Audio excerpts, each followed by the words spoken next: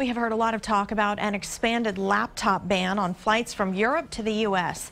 So we asked Austin Congressman Michael McCaul about it today. He is the chairman of the Homeland Security Committee, and he told KXAN's Phil Prazen there is a good chance it could happen.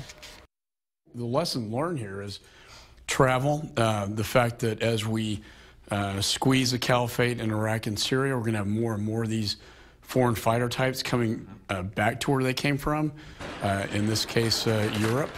And our concern from a Homeland standpoint is that they're one flight away from coming into the United States. What are some things that Congress can do to help protect from that? So we're going to be looking at foreign fighter travel. How can we prevent terrorists from coming into the United States? To make recommendations both to the executive branch, but also to pass laws out of the Congress. A lot of this stuff, you really have to change the laws to protect Americans.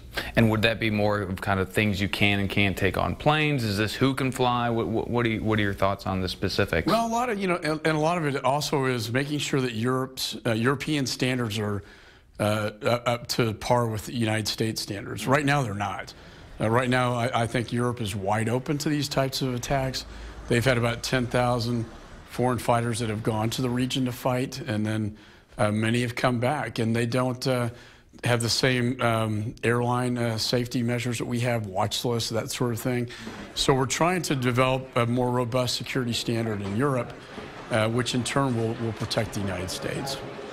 Expanding a laptop ban to European airports would affect as many as 429 flights and 105,000 passengers a day. You can watch our entire one-on-one interview with Representative McCaul on KXAN.com. He's also sharing his thoughts on health care reform and efforts to secure the border.